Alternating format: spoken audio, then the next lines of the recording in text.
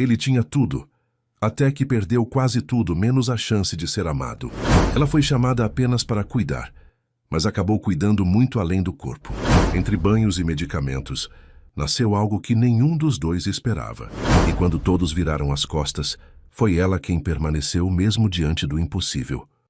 Se esta linda história de superação e amor te interessou, não se esqueça de se inscrever no nosso canal e diga-nos de que cidade você nos está vendo. Continuando, o mundo um dia havia sido seu palco particular. Ricardo Albuquerque, um nome que ecoava nos salões mais cobiçados da alta sociedade, era a personificação do sucesso. Sua imagem impecável e altiva estampava as manchetes das revistas de negócios e as colunas sociais, sempre acompanhada de adjetivos como visionário, magnata e homem de influência. A fortuna acumulada ao longo de décadas de decisões astutas e investimentos audaciosos não apenas lhe garantia um conforto inigualável, mas também um poder sutil, uma aura de invencibilidade que atraía e fascinava. Ele era disputado por aqueles que orbitavam os círculos do poder. Um mestre na arte de mover as peças do tabuleiro e parecia ter o controle absoluto de cada aspecto de sua existência. Nada, absolutamente nada, parecia impossível para Ricardo Albuquerque, o homem que aos 50 e poucos anos sentia que o destino era uma orquestra regida por sua própria batuta. Mas o destino, astuto e impiedoso, guarda suas próprias partituras. O golpe veio de forma silenciosa, sem alarde, disfarçado em um cansaço persistente e em pequenos tropeços que, a princípio, foram atribuídos ao estresse da vida agitada. O diagnóstico, no entanto, chegou como um trovão em céu azul.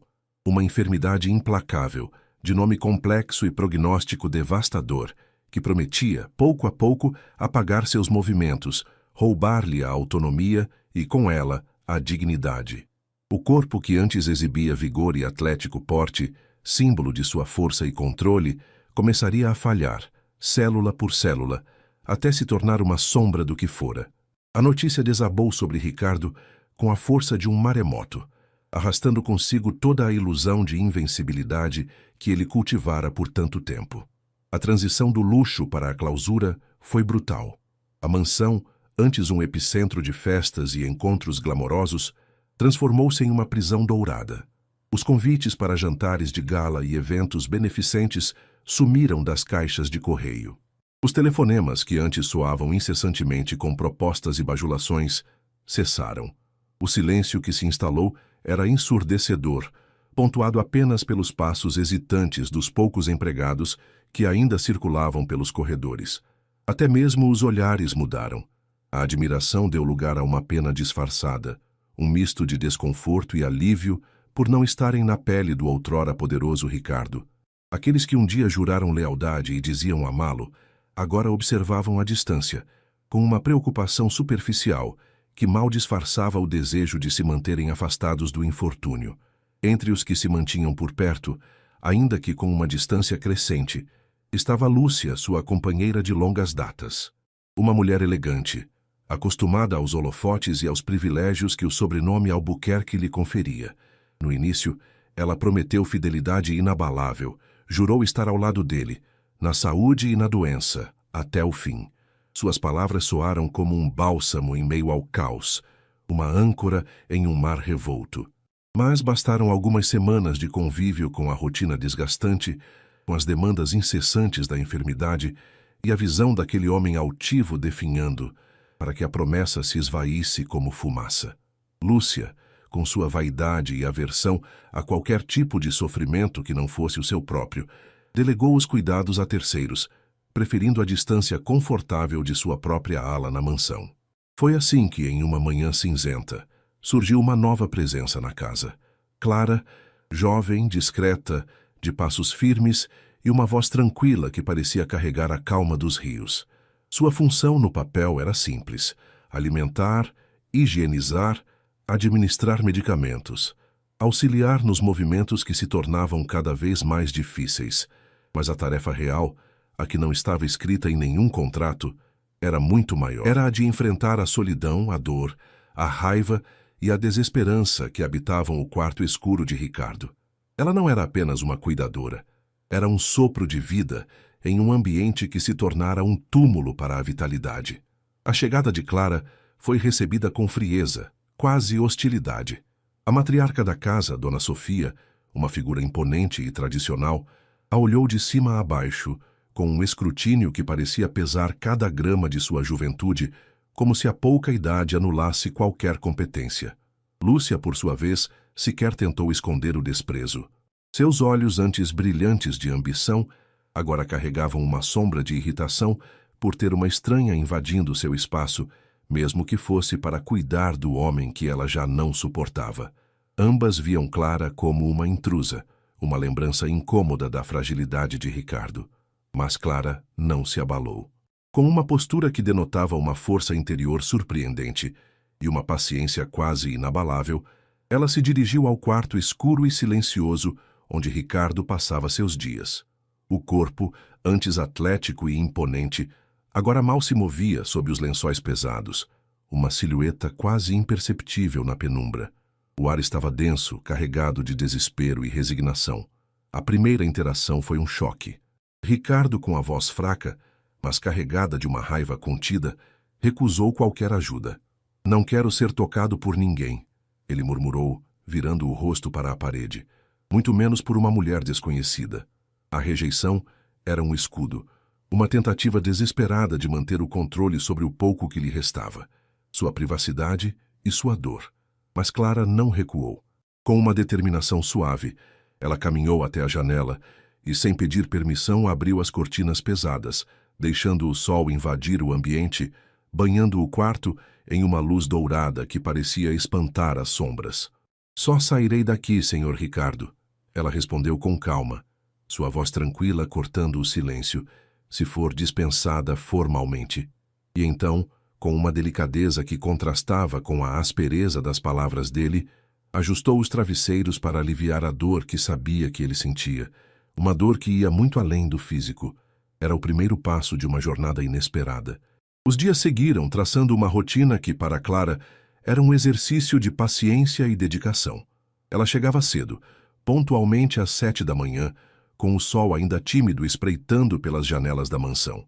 Seus passos eram leves, quase inaudíveis, enquanto se dirigia ao quarto de Ricardo. A princípio, ele mantinha-se fechado em seu silêncio, os olhos fixos em um ponto invisível na parede, ignorando sua presença. Clara, contudo, não se intimidava. Cumpria seu trabalho com rigor e profissionalismo, movendo-se com uma eficiência discreta, organizando os medicamentos, preparando a refeição matinal com a paciência de quem entende que a alimentação é mais do que apenas nutrir o corpo. Pouco a pouco, algo mudou. Não foi uma transformação abrupta, mas uma sucessão de pequenos, quase imperceptíveis gestos. Um dia, Ricardo aceitou a água que ela oferecia sem o resmungo habitual. Em outro, seus olhos seguiram os movimentos dela pelo quarto por um instante mais longo. Clara não forçava a barra, não tentava preencher o vazio com conversas banais. Apenas estava ali, presente, atenta, sua quietude um convite silencioso. Ela falava apenas o necessário, informando sobre os horários dos remédios, perguntando sobre seu conforto, sempre com um tom respeitoso, mas firme. O silêncio, antes um muro intransponível, começou a ceder. Primeiro deu lugar a pequenas frases, um obrigado quase inaudível, um sim ou não, dito com menos relutância. Clara respondia com um sorriso gentil, um aceno de cabeça, sem exigir mais do que ele estava disposto a dar.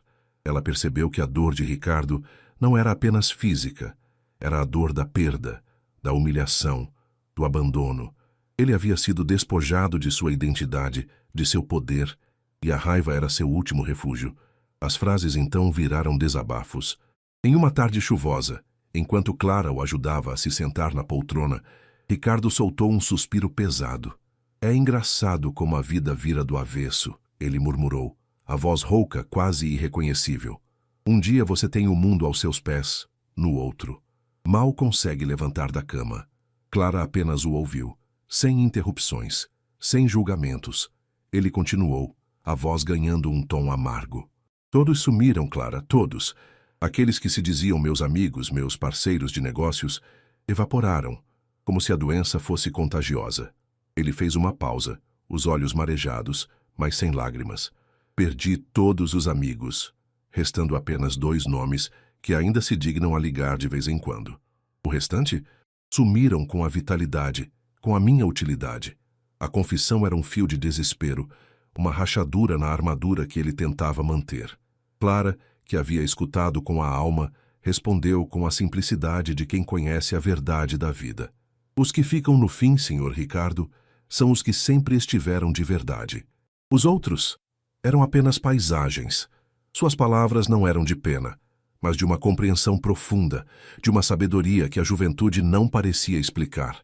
Ricardo a olhou, pela primeira vez, com algo além de raiva ou indiferença. Havia um lampejo de reconhecimento, de surpresa. Aquela jovem não era apenas uma cuidadora. Ela via além da doença, além da fortuna, além do desespero. Ela via o homem, mas o que parecia ser apenas empatia, e a construção de uma confiança tênue se transformou de repente em um segredo perigoso, um fardo pesado demais para os ombros de Clara. Certa noite, o jantar havia sido servido no quarto de Ricardo, como de costume. Clara recolheu os pratos e se dirigiu à cozinha para lavá-los. A mansão estava imersa em um silêncio quebrado, apenas pelo tilintar suave da louça. De repente, uma conversa abafada vinda da sala ao lado, onde Lúcia costumava passar as noites, chamou sua atenção. A voz de Lúcia, antes controlada e doce quando Ricardo estava por perto, agora soava fria, calculista, quase gélida. Clara parou, imóvel, a mão ainda segurando um prato.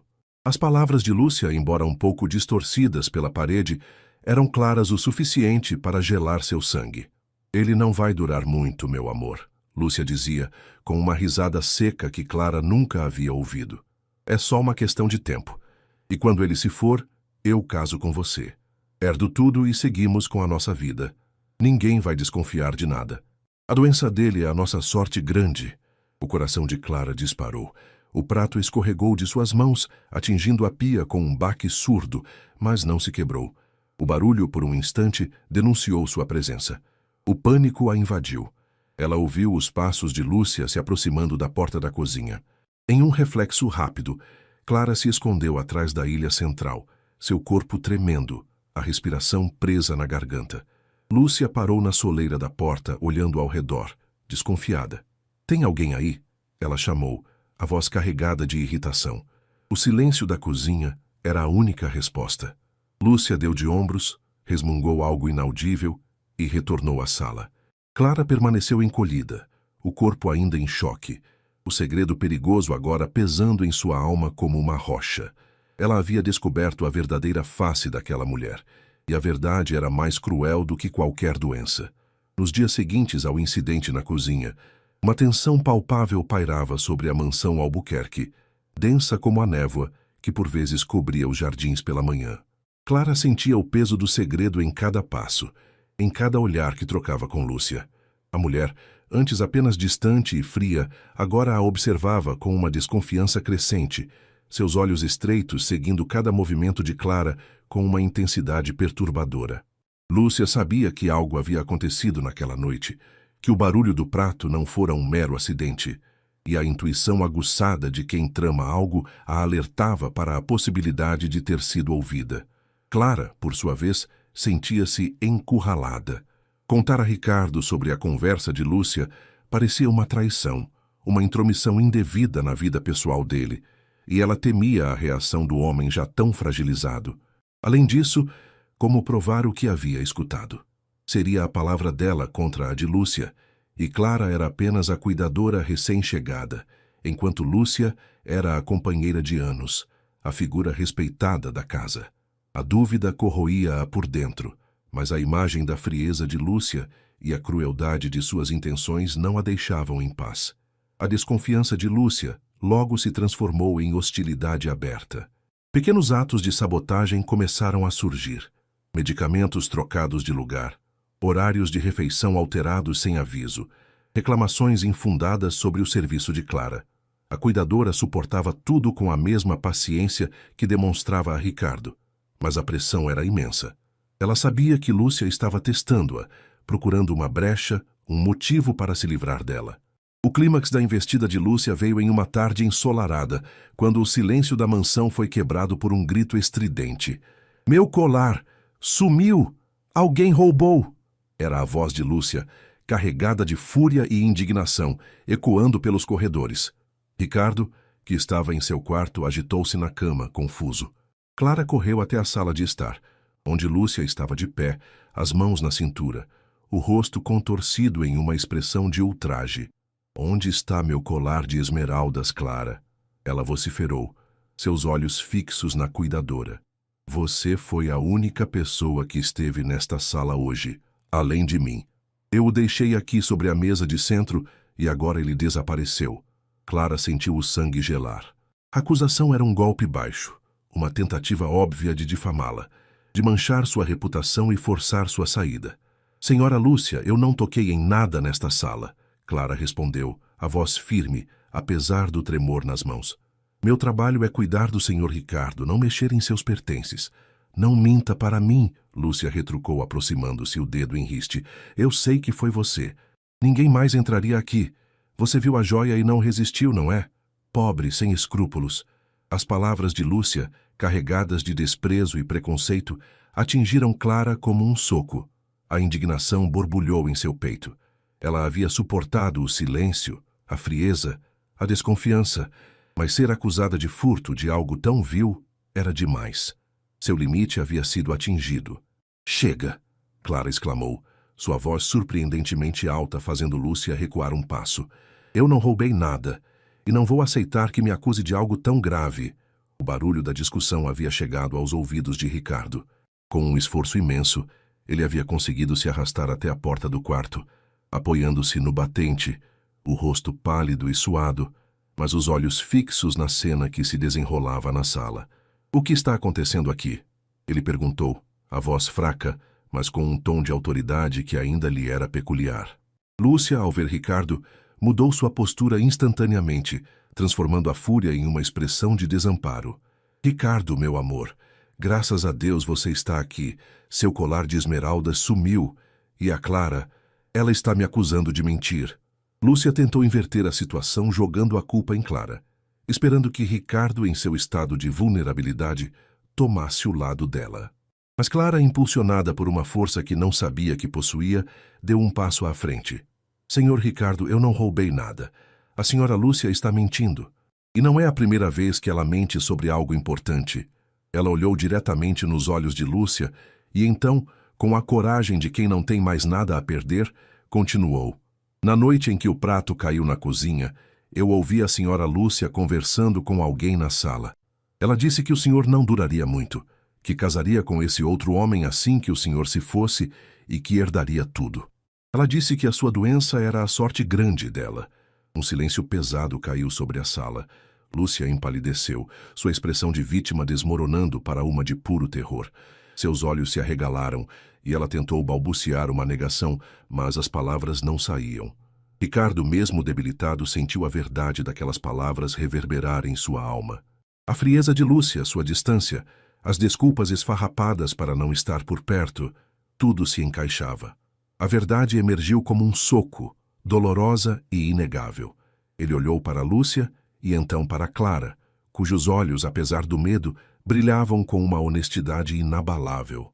A indignação, um sentimento que ele pensava ter esquecido, acendeu em seu peito. Não era apenas a traição de Lúcia, mas a crueldade, a desfaçatez de planejar sua morte e herança enquanto ele definhava.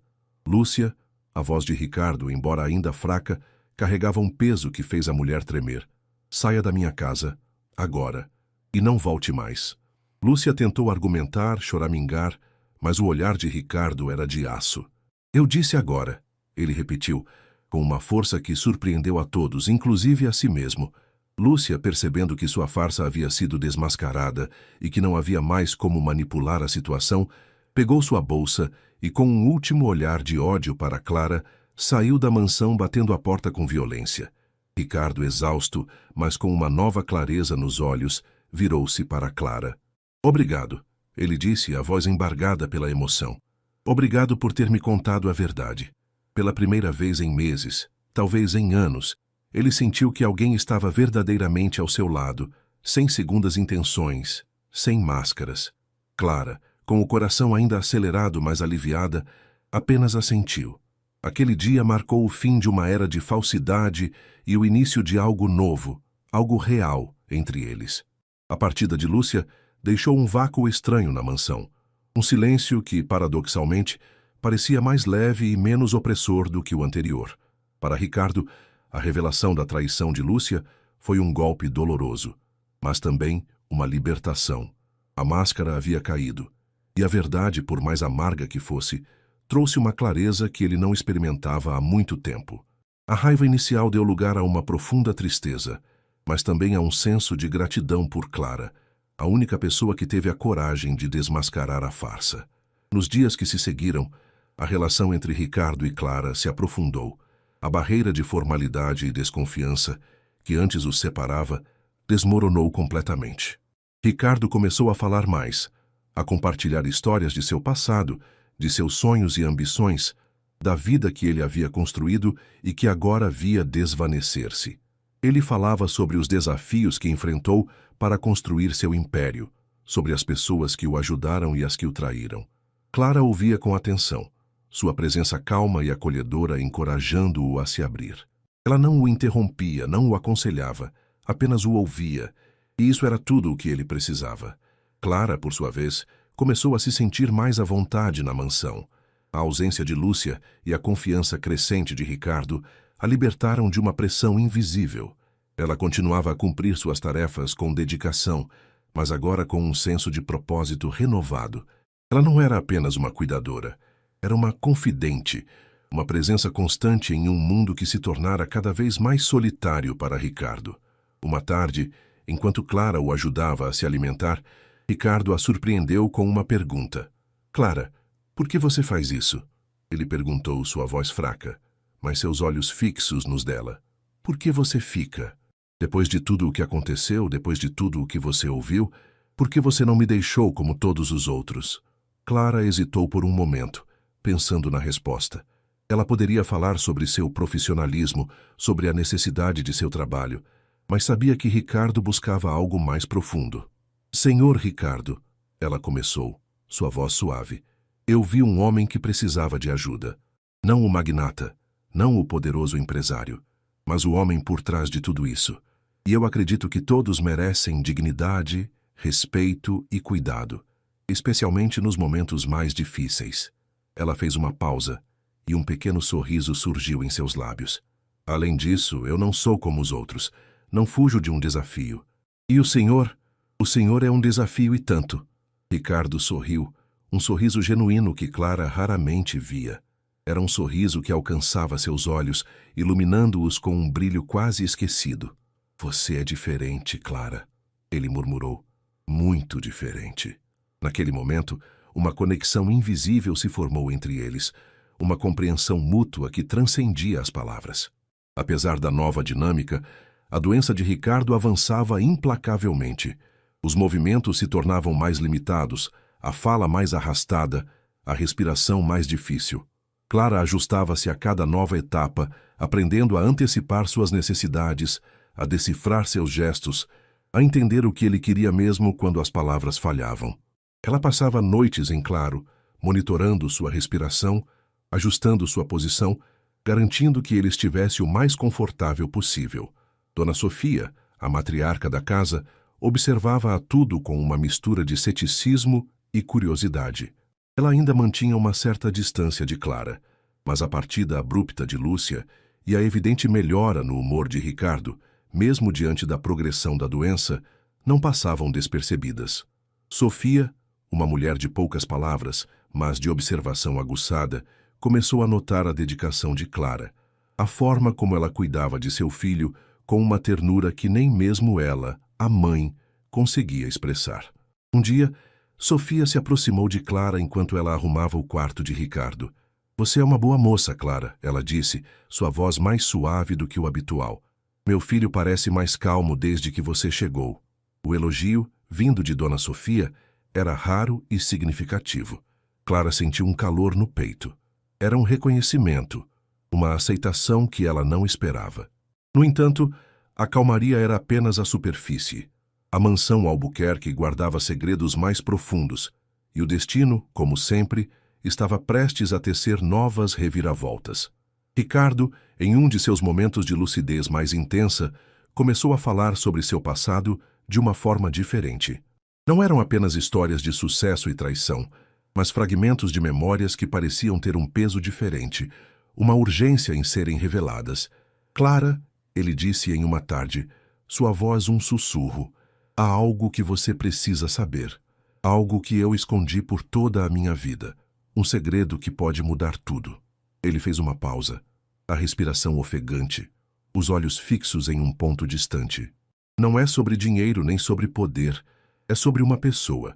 Uma pessoa que eu deixei para trás. Uma vida que eu abandonei. E eu preciso consertar isso antes que seja tarde demais. Clara sentiu um arrepio na espinha. A intensidade nos olhos de Ricardo era palpável. Ele estava prestes a revelar algo de grande importância. Algo que estava guardado a 7 chaves em sua alma. O que seria esse segredo? Quem era essa pessoa? E como isso poderia mudar tudo agora que Ricardo estava tão perto do fim? A cuidadora sentiu que a jornada ao lado de Ricardo estava apenas começando a revelar suas verdadeiras profundezas e que o destino, mais uma vez, estava prestes a surpreendê-los com uma revelação que ultrapassaria qualquer expectativa. O ar no quarto de Ricardo pareceu se adensar com o peso das palavras não ditas. Clara sentiu um calafrio percorrer-lhe a espinha. A urgência na voz de Ricardo, a intensidade em seus olhos, indicavam que o segredo que ele estava prestes a revelar era de uma magnitude diferente de tudo o que ela havia testemunhado até então. Não era sobre negócios nem sobre traições superficiais, mas sobre uma parte fundamental de sua vida que ele havia mantido oculta. Senhor Ricardo, o que o senhor precisa me contar? Clara perguntou, sua voz baixa e incentivadora, tentando encorajá-lo a continuar. Ricardo tentou falar, mas as palavras se embolaram em sua garganta, um efeito da doença que avançava.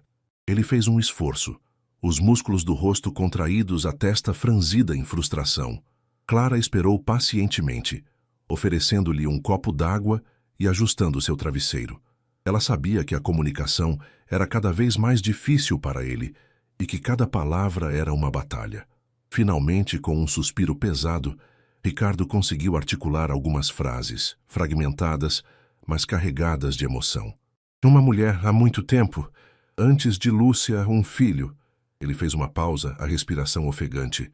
Eu a deixei. Por ambição, por dinheiro. Um erro terrível. Uma lágrima solitária escorreu pelo canto de seus olhos, traçando um caminho em sua pele enrugada. Eu preciso encontrá-los, Clara. Preciso pedir perdão. Preciso consertar isso. Clara sentiu um aperto no peito. A imagem do poderoso Ricardo Albuquerque, agora tão vulnerável e arrependido, era comovente. Ele havia construído um império, mas havia abandonado uma parte essencial de si mesmo no processo. A culpa e o remorso eram palpáveis em suas palavras. O senhor se lembra do nome dela? Ou do filho? Clara perguntou, sua mente já começando a traçar um plano. Ela sabia que o tempo era escasso e que a busca seria um desafio imenso. Ricardo balançou a cabeça fracamente. Os nomes estão em um lugar, um diário antigo, na biblioteca, no escritório, em uma caixa de mogno. Ele apontou com o queixo para a porta, sua voz quase inaudível. Ninguém sabe, só eu. Clara compreendeu a urgência. Aquele diário era a chave para desvendar o passado de Ricardo e talvez trazer-lhe alguma paz antes do fim. Ela sabia que a biblioteca era um cômodo que Lúcia raramente frequentava e que Dona Sofia, embora presente, não tinha o hábito de mexer nos pertences pessoais do filho. Com a permissão silenciosa de Ricardo, Clara se dirigiu ao escritório. Um cômodo imponente e pouco usado, repleto de livros antigos e móveis pesados. O cheiro de papel envelhecido e madeira polida preenchia o ar. Ela procurou a caixa de mogno, seguindo as instruções vagas de Ricardo. Após alguns minutos de busca, seus dedos tocaram uma caixa escondida atrás de uma fileira de livros raros, em uma prateleira alta. A caixa era simples, mas o peso em suas mãos indicava que continha algo significativo. Dentro da caixa, Clara encontrou um diário de capa de couro, amarelado pelo tempo, e algumas fotografias desbotadas. O diário estava preenchido com a caligrafia elegante de um Ricardo mais jovem, narrando seus primeiros anos na cidade grande, seus sonhos, suas lutas e, mais importante, sua paixão avassaladora por uma mulher chamada Isabel e o nascimento de seu filho, um menino chamado Gabriel. As fotos mostravam um Ricardo sorridente ao lado de uma jovem mulher de olhos brilhantes e um bebê em seus braços. A felicidade naquelas imagens era tão palpável que contrastava dolorosamente com a realidade atual. Clara sentiu uma onda de emoção. A história era mais complexa e dolorosa do que ela imaginava. Ricardo havia abandonado não apenas uma mulher, mas um filho, em busca de uma vida de riqueza e poder. O arrependimento que ele sentia agora era o peso de uma vida inteira de escolhas.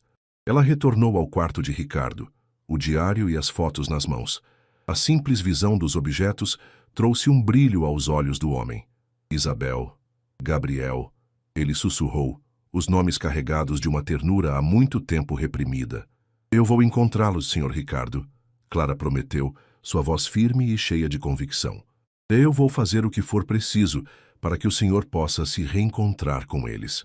Ricardo a olhou com uma gratidão imensa, um misto de esperança e desespero em seu rosto. Ele sabia que o tempo era seu inimigo mais cruel, mas a promessa de Clara acendeu uma pequena chama de esperança em seu coração. A tarefa seria monumental. Encontrar pessoas após décadas, com poucas informações além de nomes e fotos antigas, seria quase impossível.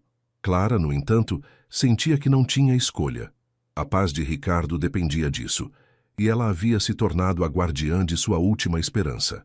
Ela sabia que precisaria de ajuda, de recursos, e que essa busca a levaria para além dos muros da mansão, para um mundo que Ricardo havia deixado para trás. O capítulo final da vida de Ricardo estava prestes a ser escrito, e Clara seria a sua escriba, a condutora de sua última e mais importante jornada. A promessa de Clara ecoou no quarto de Ricardo. Um compromisso que ela sabia ser quase impossível de cumprir, mas que sentia em sua alma ser a coisa certa a fazer. Aquele diário, com suas páginas amareladas e a caligrafia de um Ricardo mais jovem, tornou-se seu mapa para um passado esquecido. Ela passou as horas seguintes debruçada sobre ele, absorvendo cada detalhe, cada nome de rua, cada menção a bairros ou cidades que pudessem servir de pista. As informações eram escassas e datadas. O diário falava de uma pequena pensão em um bairro modesto do Rio de Janeiro, de um café onde Ricardo e Isabel se encontravam, de um parque onde passeavam com o pequeno Gabriel. Eram referências de décadas atrás, e Clara sabia que a cidade havia mudado drasticamente. Ruas poderiam ter novos nomes, edifícios poderiam ter sido demolidos, e pessoas se mudam, envelhecem ou simplesmente desaparecem no vasto tecido urbano. A primeira etapa de sua busca começou discretamente. Durante seus momentos de folga, Clara usava o computador da mansão para pesquisar. Ela digitava nomes antigos de ruas, tentava localizar a pensão mencionada no diário, buscava registros públicos que pudessem conter informações sobre Isabel ou Gabriel. A internet, por mais poderosa que fosse, parecia impotente diante de um passado tão distante e de pessoas que aparentemente não haviam deixado rastros digitais. Cada busca terminava em um beco sem saída, e a frustração começava a se instalar. Ricardo, em seu leito, observava Clara com uma mistura de esperança e apreensão. Ele percebia a dificuldade em seus olhos, a forma como ela se debruçava sobre o teclado com uma determinação silenciosa. Alguma coisa? Ele perguntava, a voz mais fraca a cada dia. Clara, para não desanimá-lo, sempre respondia com um sorriso gentil e uma palavra de otimismo. Ainda não, Sr. Ricardo, mas estamos chegando lá. É uma questão de tempo. Ela sabia que a verdade era mais complexa, mas a esperança era o que o mantinha. Dona Sofia, embora não soubesse dos detalhes da missão de Clara, notou a nova rotina da cuidadora. Ela via Clara passar mais tempo no escritório, e a expressão pensativa em seu rosto. A matriarca, com sua sabedoria silenciosa, percebeu que Clara estava envolvida em algo importante para Ricardo. Em vez de questionar, Sofia observava, e sua observação a levava a uma conclusão. Clara era mais do que uma funcionária. Ela era uma aliada, talvez a única que Ricardo tinha naquele momento. Certa manhã, Clara estava na cozinha, preparando o café da manhã de Ricardo, quando Dona Sofia se aproximou. Clara, ela disse, sua voz calma. Você está procurando por alguém para Ricardo, não é? Clara sentiu um arrepio. Ela não havia contado a Sofia sobre o segredo de Ricardo. Senhora Sofia, o senhor Ricardo me pediu para... Não precisa explicar. Sofia a interrompeu, um leve sorriso nos lábios. Eu vejo o que você faz por ele, e eu sei que ele tem arrependimentos. Meu filho sempre foi um homem de segredos. Ela fez uma pausa, seus olhos fixos em um ponto distante. Se você precisar de ajuda, de alguma informação que ele não possa dar, venha falar comigo. Eu conheço meu filho melhor do que ninguém. A oferta de Dona Sofia foi uma surpresa bem-vinda. Clara sentiu um alívio imenso. Ter a matriarca ao seu lado, mesmo que discretamente, seria um grande apoio. Obrigada, senhora Sofia. Eu agradeço muito. Com a bênção tácita de Sofia, Clara se sentiu mais à vontade para expandir sua busca. Ela percebeu que a internet não seria suficiente. Ela precisava de alguém com experiência em investigações, alguém que pudesse ir além dos registros públicos e das buscas online. A ideia de contratar um detetive particular surgiu em sua mente, mas a questão dos custos e da discrição a preocupava. A pressão do tempo era constante. Ricardo estava cada vez mais fraco. Seus momentos de lucidez eram mais curtos e espaçados. Clara sabia que precisava agir rápido. Ela começou a pensar em como abordar o assunto com Ricardo, como explicar a necessidade de ajuda externa sem desanimá-lo. Em uma tarde chuvosa, enquanto Ricardo dormia, Clara voltou ao diário. Em uma das últimas páginas, em uma caligrafia mais apressada, havia um nome e um endereço mais recente, embora ainda antigo. Rua das Acácias, 12, bairro de Santa Teresa. Era a última pista que Ricardo havia registrado. Talvez uma tentativa frustrada de reencontro em algum momento de sua vida. Santa Teresa. Um bairro histórico com suas ladeiras e casarões antigos. A esperança reacendeu em Clara. Era uma pista mais concreta, um lugar para começar uma busca física. Ela sabia que a jornada seria longa e incerta, mas a promessa feita a Ricardo e a imagem de Isabel e Gabriel nas fotos desbotadas a impulsionavam. O tempo estava se esgotando e Clara sabia que cada minuto contava na corrida contra o relógio para trazer paz ao coração de Ricardo. A descoberta do endereço na Rua das Acácias, em Santa Teresa, acendeu uma nova chama de esperança no coração de Clara.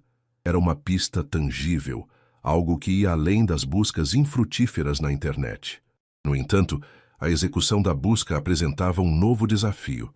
Como sair da mansão por tempo suficiente para investigar, sem que Ricardo percebesse sua ausência prolongada ou que Dona Sofia fizesse perguntas demais?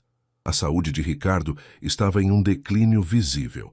Seus períodos de lucidez eram cada vez mais curtos e ele passava a maior parte do tempo dormindo ou em um estado de semiconsciência. Isso, paradoxalmente, oferecia a Clara uma janela de oportunidade. Ela poderia se ausentar por algumas horas sem que ele sentisse sua falta imediata. Ainda assim, Clara sentia a necessidade de ser transparente com Dona Sofia, especialmente após a oferta de ajuda da matriarca. Em uma manhã, enquanto tomavam café na cozinha, Clara decidiu se abrir. Senhora Sofia, ela começou, sua voz um pouco hesitante. O senhor Ricardo me deu uma pista sobre as pessoas que ele quer encontrar. É um endereço antigo em Santa Teresa. Eu preciso ir até lá. Dona Sofia a ouviu atentamente, seus olhos penetrantes avaliando a determinação de Clara. Santa Teresa, você diz? Ela murmurou. É um bairro antigo. Muitas coisas mudaram por lá. Mas se é importante para ele, então é importante. Ela fez uma pausa pensativa. Eu posso cuidar dele por algumas horas, Clara. Diga que você precisa resolver algo pessoal. Ele não perguntará muito, e eu garantirei que ele esteja confortável. A permissão de Dona Sofia foi um alívio imenso. Com a bênção da matriarca e a garantia de que Ricardo estaria bem cuidado, Clara sentiu-se mais leve. Ela preparou Ricardo para o dia, garantindo que ele tivesse tudo o que precisava ao alcance das mãos. E então, com o diário e as fotos guardados em sua bolsa, partiu. Santa Teresa era um contraste vibrante com a opulência silenciosa da mansão Albuquerque. As ruas estreitas e sinuosas, as casas coloridas com suas varandas floridas, a arte de rua e o burburinho de conversas e risos criavam uma atmosfera boêmia e acolhedora. Clara sentiu uma energia diferente no ar, uma vibração de vida que a impulsionou. A Rua das Acácias era uma ladeira íngreme, ladeada por casarões antigos e algumas construções mais modernas. O número 12, no entanto, não parecia corresponder a nenhuma residência óbvia. Onde o diário indicava uma casa, agora havia um pequeno prédio de apartamentos com uma fachada que não revelava nada de seu passado. Clara sentiu um nó na garganta. Décadas haviam se passado e a paisagem urbana havia se transformado. A casa de Isabel e Gabriel poderia ter sido demolida, substituída, ou simplesmente ter desaparecido no tempo. Ela se aproximou do prédio, observando a caixa de correio, procurando por nomes, mas nada parecia familiar. Não querendo desistir, Clara decidiu tentar a abordagem mais antiga e eficaz, perguntar aos vizinhos.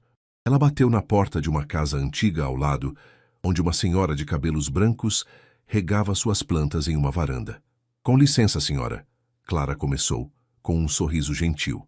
"Eu estou procurando por informações sobre antigos moradores daqui. Uma família que morava no número 12 há muitos anos. Uma mulher chamada Isabel e seu filho, Gabriel." A senhora a olhou com curiosidade, seus olhos perspicazes. "Isabel, Gabriel", ela repetiu pensativa. "Ah, sim, lembro-me deles. Moravam na casa que ficava onde é este prédio agora. Pessoas muito boas, mas eles se mudaram há muito tempo, logo depois que a casa foi vendida para a construtora." O coração de Clara afundou. "A senhora se lembra para onde eles foram?" Ela perguntou, a voz cheia de esperança. A vizinha balançou a cabeça.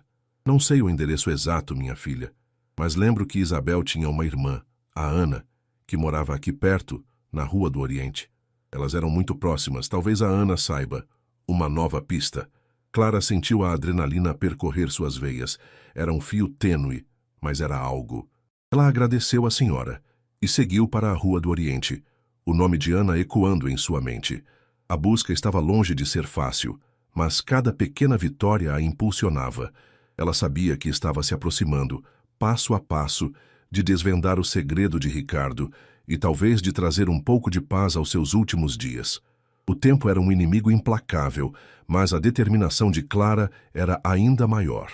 A Rua do Oriente era tão charmosa quanto a das Acácias, com suas casas coloridas e o calçamento de paralelepípedos que subia e descia pelas ladeiras de Santa Teresa. Clara sentia o cansaço, começava a pesar em suas pernas, mas a adrenalina de estar tão perto de uma nova pista a impulsionava. Ela caminhou lentamente, observando cada porta, cada número, na esperança de encontrar algo que a levasse a Ana. A busca por um nome em uma rua movimentada parecia uma tarefa ingrata. Clara parou em uma pequena padaria, comprando um pão de queijo e um café, e aproveitou para perguntar ao atendente se ele conhecia alguma Ana que morava por ali há muito tempo. O rapaz, jovem, não soube informar. Ela tentou novamente, desta vez em uma loja de antiguidades onde o proprietário, um senhor de idade com óculos na ponta do nariz, parecia ter memórias mais longas. "Ana, você diz?" Ele repetiu, pensativo. "Ah, sim. A irmã da Isabel. Ela morava aqui perto, sim. Mas se mudou há uns 10, 15 anos. Foi para Petrópolis, se não me engano. Ela tinha uma pousada lá ou algo assim." Petrópolis. A cidade imperial nas montanhas. A pista era mais vaga do que Clara esperava, mas ainda assim era uma pista. O nome da cidade e a menção a uma pousada eram informações cruciais. A frustração de ter que estender a busca para outra cidade foi rapidamente substituída pela determinação. Ela estava no caminho certo. Clara agradeceu ao senhor e verificou o relógio. Já havia passado mais tempo do que o previsto. Ela precisava voltar para a mansão. Ricardo estaria acordado em breve e Dona Sofia estaria cuidando dele. Com a nova informação em mente, ela pegou um táxi de volta para a Zona Sul. Ao chegar à mansão, Clara encontrou Dona Sofia sentada ao lado de Ricardo lendo um livro para ele. Ricardo estava mais pálido do que o normal, mas seus olhos se abriram levemente ao sentir a presença de Clara. "Clara", ele sussurrou, um fio de voz. Estou aqui, Sr. Ricardo. Ela respondeu, pegando sua mão. Eu tenho notícias. Não os encontrei ainda, mas tenho uma nova pista. A irmã de Isabel, Ana, pode saber onde eles estão. Ela se mudou para Petrópolis. Um lampejo de algo que parecia esperança cruzou o olhar de Ricardo. Ele apertou a mão de Clara fracamente, um gesto de gratidão. Dona Sofia, que havia ouvido a conversa, assentiu com a cabeça. Petrópolis não é tão longe, mas é uma cidade grande. Você precisará de mais do que um nome. Clara sabia disso. A busca por uma pousada em Petrópolis, sem um sobrenome ou um endereço mais específico, seria como procurar uma agulha num palheiro. Ela precisaria de mais tempo e, talvez, de ajuda profissional. A ideia de contratar um detetive particular, que antes parecia um luxo, agora se tornava uma necessidade. Naquela noite, depois de garantir que Ricardo estivesse confortável, Clara se sentou em seu quarto, o diário e as fotos de Isabel e Gabriel espalhados sobre a cama. Ela sentia o peso da responsabilidade sobre seus ombros. Ricardo estava depositando sua última esperança nela, e ela não podia falhar. Ela começou a pesquisar por detetives particulares, ponderando sobre como abordar o assunto com Dona Sofia e, mais importante, como financiar tal empreitada. Seus próprios recursos eram limitados. A mansão era um lugar de riqueza, mas ela era apenas uma funcionária. Enquanto pensava, seus olhos pousaram em uma das fotos. Isabel sorrindo, com Gabriel bebê em seus braços. A imagem irradiava uma simplicidade e uma felicidade que Ricardo havia trocado por um império. Aquele arrependimento, tão profundo e tardio, era o que a impulsionava. Clara decidiu que no dia seguinte conversaria novamente com Dona Sofia. Ela precisaria de sua ajuda para lidar com a logística e talvez com os custos de uma investigação mais aprofundada. A matriarca havia demonstrado uma abertura surpreendente e Clara sentia que podia confiar nela. A busca por Isabel e Gabriel estava se tornando uma jornada compartilhada e Clara sentia que, com o apoio de Dona Sofia, as chances de sucesso, por mais remotas que fossem, aumentavam. O tempo estava se esgotando para Ricardo, mas a determinação de Clara em trazer-lhe paz era inabalável. Na manhã seguinte, Clara abordou Dona Sofia com a decisão já tomada. A matriarca estava na sala de estar, folheando um álbum de fotografias antigas. O ambiente era de uma calma melancólica, e Clara sentiu que era o momento certo. Senhora Sofia, Clara começou, sua voz firme, mas respeitosa. Eu estive pensando sobre a busca por Isabel e Gabriel. As pistas são muito antigas, e o tempo está se esgotando para o Sr. Ricardo. Eu acredito que precisamos de ajuda profissional. Dona Sofia ergueu os olhos do álbum, sua expressão séria. Você fala de um detetive particular, não é? Clara assentiu. Sim, alguém que tenha os recursos e a experiência para localizar pessoas com base em informações tão limitadas. Mas isso, claro, terá um custo. Ela hesitou sem saber como abordar a questão financeira. Dona Sofia fechou o álbum com um suspiro. Ricardo sempre foi um homem que resolveu seus problemas com dinheiro. É irônico que, no final, o que ele mais deseja não possa ser comprado tão facilmente. Ela olhou para Clara, seus olhos transmitindo uma compreensão profunda. Não se preocupe com os custos, Clara. Se isso pode trazer paz ao meu filho, então o dinheiro não é um problema. Apenas encontre a pessoa certa, alguém discreto e eficiente. O alívio que Clara sentiu foi imenso. A aprovação e o apoio financeiro de Dona Sofia eram cruciais. Com a permissão da matriarca, Clara dedicou as horas seguintes à pesquisa por detetives particulares. Ela buscou por profissionais com boas referências, focando naqueles que tinham experiência em casos de localização de pessoas desaparecidas há muito tempo. Após algumas ligações e uma breve entrevista por telefone, Clara escolheu um detetive chamado Carlos Menezes. Ele parecia sério, competente e, mais importante, compreendeu a delicadeza e a urgência do caso. Clara explicou a situação de Ricardo, a necessidade de discrição e as poucas pistas que possuíam, os nomes de Isabel e Gabriel, as fotos antigas e a última informação sobre Ana e a pousada em Petrópolis. Carlos Menezes ouviu tudo com atenção, fazendo anotações em um pequeno caderno. É um desafio, senhorita Clara, ele admitiu. Décadas de distância tornam tudo mais difícil. Mas a pista da irmã em Petrópolis é um bom começo. Petrópolis tem muitas pousadas, mas com um pouco de sorte e persistência, podemos encontrar Ana e, quem sabe, Isabel e Gabriel. Ele prometeu iniciar a investigação imediatamente. Clara entregou-lhe cópias das fotos e as informações relevantes do diário, mantendo o original em segurança na mansão. A partir daquele momento, a busca não estava mais apenas em suas mãos, mas nas de um profissional. Os dias que se seguiram foram uma mistura de ansiedade e rotina. Clara continuava a cuidar de Ricardo com a mesma dedicação, mas agora com uma nova esperança. Ricardo estava cada vez mais fraco. Seus olhos, antes cheios de uma intensidade feroz, agora pareciam distantes, e ele raramente falava. Os momentos de lucidez eram breves e pontuais, e Clara aproveitava cada um deles para sussurrar que a busca estava progredindo, que eles estavam perto. Dona Sofia, por sua vez, observava tudo com uma quietude resignada. Ela passava mais tempo ao lado do filho, segurando sua mão, lendo para ele, como se quisesse compensar os anos de distância e segredos. A mansão, antes um palco de dramas ocultos, agora parecia um santuário de espera. Uma semana se passou. Clara estava começando a sentir a frustração novamente quando recebeu uma ligação de Carlos Menezes. Seu coração disparou. Senhorita Clara. A voz do detetive era profissional, mas com um tom de cautela. Encontrei uma Ana que se encaixa no perfil. Ela é proprietária de uma pequena pousada em Petrópolis, chamada Recanto da Montanha. Fui até lá, conversei com ela. Ela confirmou que é irmã de uma Isabel. No entanto, Clara prendeu a respiração. No entanto, o que, senhor Menezes? Ela me disse que Isabel faleceu há cerca de 5 anos. O detetive informou, a voz suave. De uma doença prolongada. Quanto a Gabriel, o filho de Isabel, ele se mudou para o exterior há muitos anos, logo depois da morte da mãe. Ana não tem contato regular com ele e não sabe seu paradeiro exato. Ela só sabe que ele foi para a Europa, talvez Portugal, mas não tem um endereço ou telefone. O mundo de Clara pareceu parar. Isabel, a mulher que Ricardo amou, havia morrido, e Gabriel estava longe, talvez inalcançável.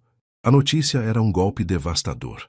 A corrida contra o tempo havia chegado ao seu limite, mas não da forma que ela esperava. Como ela contaria isso a Ricardo? E será que ele ainda teria tempo para absorver a verdade, por mais dolorosa que fosse? A notícia da morte de Isabel e do paradeiro incerto de Gabriel atingiu Clara como um choque gelado. Era o desfecho que ela mais temia, a crueldade do tempo que se recusava a esperar. O telefone escorregou levemente em sua mão enquanto ela processava as palavras de Carlos Menezes.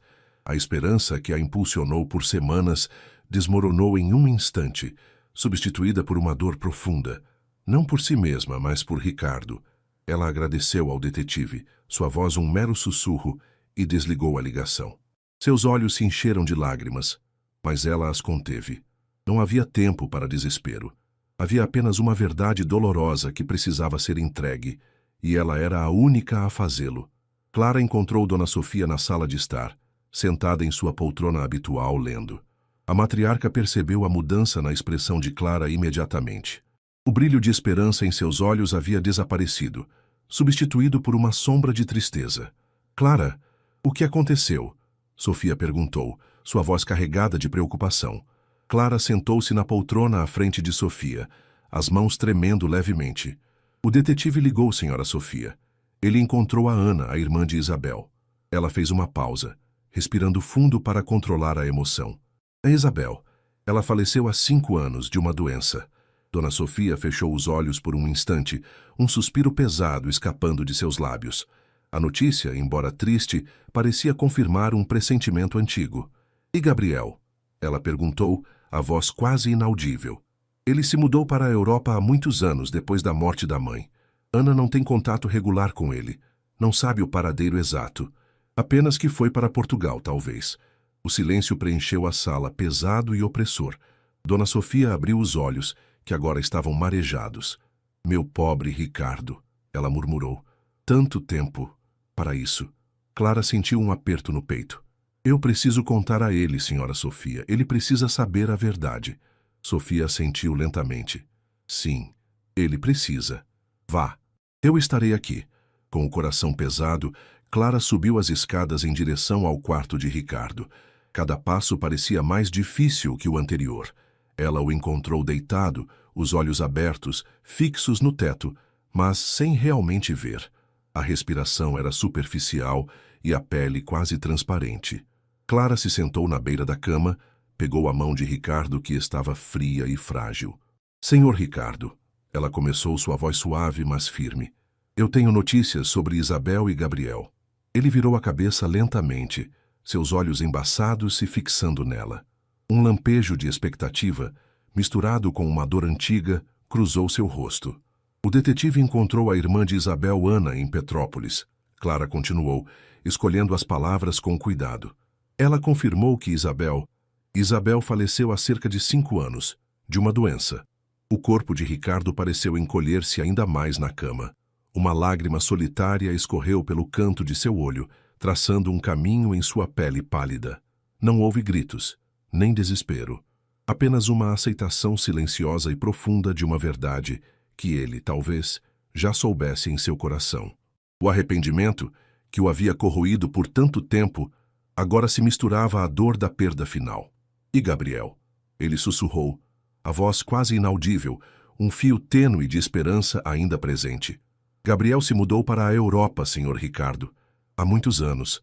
A Ana não tem o contato dele, mas acredita que ele esteja em Portugal. Clara hesitou, observando a reação dele. É uma pista, mas é muito difícil localizá-lo agora. Ricardo fechou os olhos e mais lágrimas escorreram. Ele permaneceu em silêncio por um longo tempo, apenas respirando com dificuldade. Clara apertou sua mão, sentindo a fragilidade de sua vida. A verdade, por mais dura que fosse, havia sido entregue. A busca havia terminado, mas não da forma que Ricardo sonhava. Finalmente, Ricardo abriu os olhos novamente e olhou para Clara. Havia uma tristeza imensa em seu olhar, mas também algo que parecia ser paz, uma aceitação resignada. Obrigado, Clara, ele sussurrou, as palavras quase inaudíveis. Você tentou. Você me trouxe a verdade.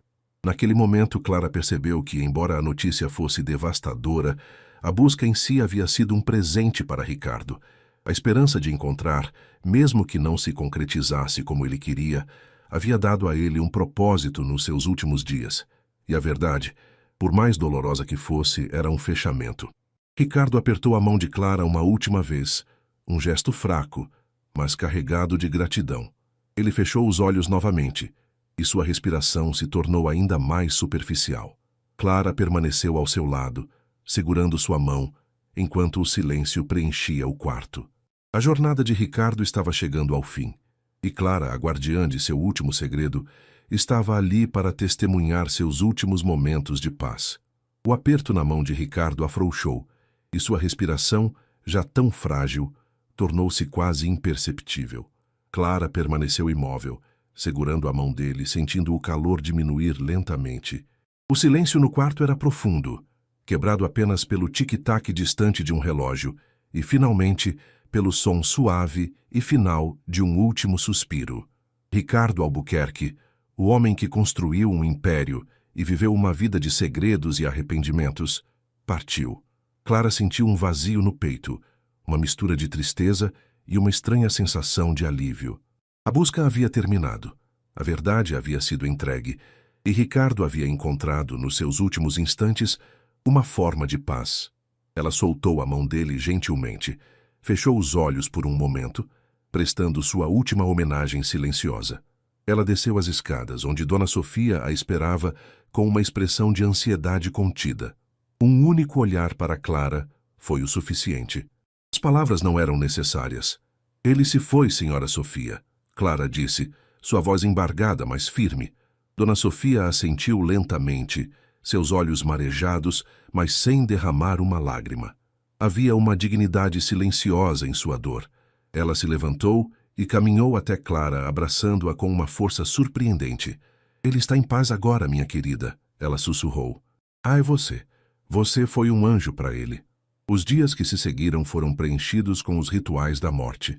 A mansão, antes um lugar de tensão silenciosa, transformou-se em um palco de luto formal. Advogados, parentes distantes e figuras importantes do mundo dos negócios de Ricardo vieram e foram. Clara e Dona Sofia permaneceram como as guardiãs silenciosas da memória de Ricardo, a única parte da família que realmente conhecia a profundidade de seus últimos desejos.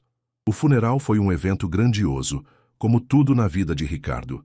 Mas para Clara, as pompas e as condolências vazias eram apenas um pano de fundo para a história íntima que ela havia compartilhado com o homem que jazia no caixão. Ela pensava em Isabel, na vida que Ricardo havia deixado para trás e na paz que ele finalmente encontrara. Após o funeral, a mansão mergulhou em um silêncio ainda mais profundo. A ausência de Ricardo era palpável. Dona Sofia, embora visivelmente cansada, começou a organizar os assuntos da casa e a lidar com os advogados. Uma tarde, alguns dias depois, Dona Sofia chamou Clara ao escritório de Ricardo. O ambiente ainda carregava o aroma de charutos e livros antigos. Sobre a mesa de mogno havia uma pasta de documentos. Clara, Dona Sofia começou, sua voz um pouco mais suave do que o habitual. Ricardo deixou um testamento, e ele fez algumas provisões para você. Clara sentiu um nó na garganta. Ela nunca havia pensado em recompensa, apenas em cumprir a promessa. Ele deixou uma quantia considerável para você, Sofia continuou, seus olhos fixos nos documentos. E também pediu que você pudesse permanecer na mansão, se assim desejasse, cuidando da casa e dos assuntos que ele deixou pendentes, como a busca por Gabriel. Clara ficou atônita. A ideia de permanecer na mansão, com uma segurança financeira que nunca imaginou, era inesperada. Mas a menção a Gabriel a fez refletir. A busca não havia terminado completamente. A pista de Portugal ainda existia, por mais tênue que fosse. Ele também deixou uma carta para você, Dona Sofia disse, estendendo um envelope selado. Clara pegou a carta, as mãos tremendo. Abriu-a e leu a caligrafia fraca de Ricardo. Minha querida Clara, se você está lendo isso, significa que a verdade foi revelada, e eu finalmente encontrei meu descanso. Eu sei que a notícia sobre Isabel foi dolorosa, e lamento não ter podido vê-la uma última vez. Mas você, Clara, me deu o maior presente, a esperança e a coragem de enfrentar meus arrependimentos. Você me trouxe a verdade, e por isso serei eternamente grato. Eu sei que Gabriel está em algum lugar. Não peço que o encontre, mas se um dia o destino o trouxer de volta, se você tiver a oportunidade de encontrá-lo, por favor, entregue a ele o diário e as fotos. Diga a ele que eu o amei, e que o arrependimento de não tê-lo conhecido foi a maior dor da minha vida. Diga a ele que no final eu tentei. Cuide-se, Clara. Você é uma alma boa e merece toda a felicidade. A mansão é sua casa enquanto quiser. E por favor, não se esqueça de mim. Não do homem que eu fui, mas do homem que eu tentei ser nos meus últimos dias, graças a você. Com gratidão, Ricardo Albuquerque. As lágrimas que Clara havia contido por tanto tempo finalmente rolaram por seu rosto. A carta de Ricardo era um testamento de sua redenção, um pedido final que ela sentia que precisava honrar. O diário e as fotos de Isabel e Gabriel, guardados em seu quarto, agora tinham um novo propósito. A vida na mansão Albuquerque mudou. O luto deu lugar a uma nova rotina, mais calma. Clara, agora com uma nova posição e um propósito renovado, decidiu permanecer. Ela não sabia se um dia encontraria Gabriel, mas a semente da esperança plantada por Ricardo e a promessa de uma verdade a ser entregue a manteriam vigilante.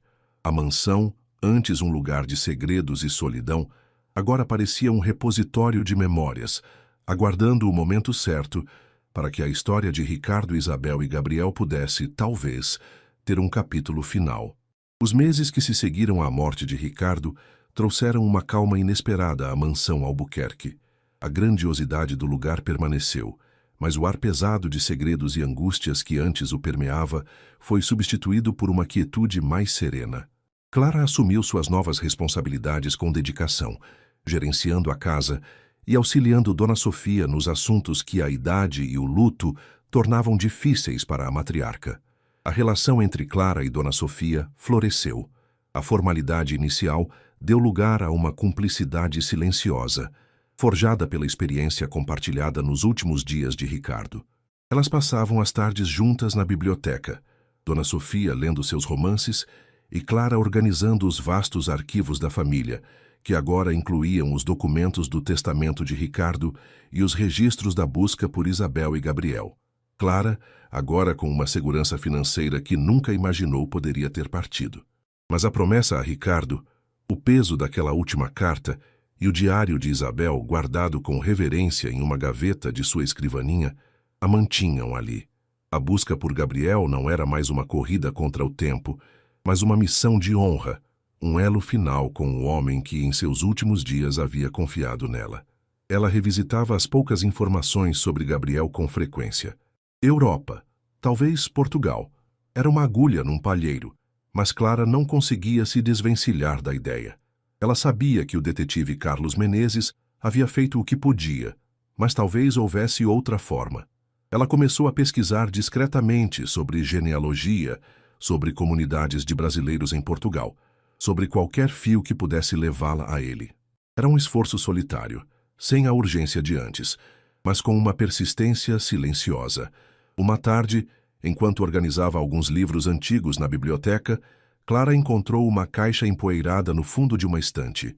Dentro, havia algumas cartas antigas, amareladas pelo tempo, e um pequeno álbum de fotografias que ela nunca havia visto.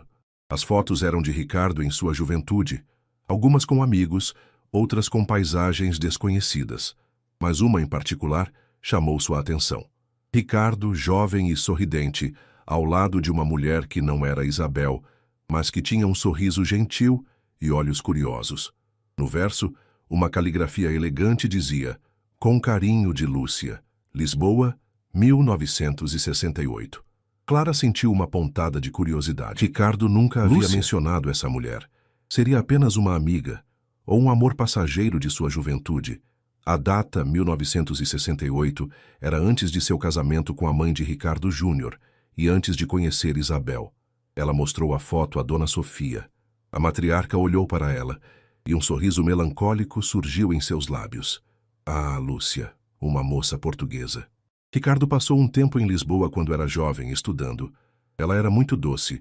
Ele chegou a cogitar ficar por lá por causa dela, mas meu marido, o pai de Ricardo, não permitiu. Queria que ele voltasse para assumir os negócios da família aqui. Foi uma pena. Clara sentiu um arrepio. Lisboa, Portugal. A mesma cidade que Gabriel possivelmente havia escolhido para recomeçar sua vida. Seria uma coincidência? Ou haveria alguma conexão sutil, um eco do passado de Ricardo, que o levara a essa mesma terra? A descoberta da foto e da história de Lúcia acendeu uma nova chama em Clara. Não era uma pista direta para Gabriel, mas era um elo, uma nova perspectiva para a vida de Ricardo, e uma conexão com o país que agora se tornara o foco de sua busca. A mansão Albuquerque, com seus segredos e memórias, ainda guardava mais do que Clara imaginava, e a possibilidade de encontrar Gabriel, por mais remota que parecesse, ganhava um novo e inesperado contorno.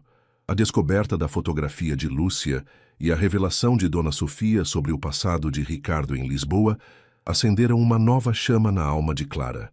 Era uma pista tênue, quase etérea, mas ressoava com uma estranha sincronicidade. Lisboa, a cidade onde Ricardo quase permaneceu por amor, era também o provável refúgio de Gabriel. Seria apenas uma coincidência, ou haveria uma força invisível que atraía os destinos dessa família para o mesmo ponto geográfico? Clara passou dias imersa em pensamentos, o diário de Isabel e a carta de Ricardo em sua mente. A promessa de entregar a verdade a Gabriel, de fechar o ciclo que Ricardo não pudera completar, parecia agora mais tangível.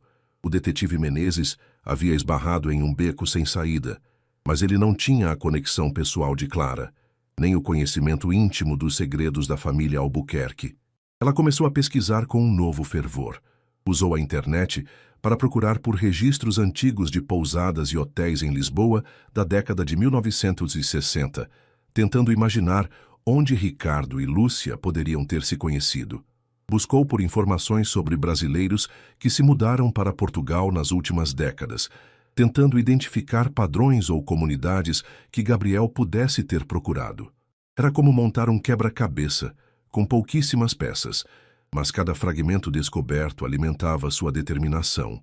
Dona Sofia observava Clara com uma mistura de admiração e preocupação. Você não precisa fazer isso, Clara, ela disse uma tarde, enquanto Clara organizava uma pilha de documentos sobre Portugal. Ricardo está em paz. E Gabriel? Talvez ele não queira ser encontrado. Clara ergueu os olhos, um sorriso suave nos lábios. Eu sei, senhora Sofia, mas Ricardo me pediu. E eu sinto que é importante. Para ele e talvez para mim também.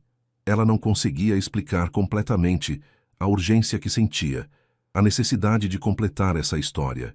Era como se, ao encontrar Gabriel, ela também encontrasse um pedaço de si mesma, um propósito que ia além de suas antigas aspirações. A matriarca suspirou, mas assentiu.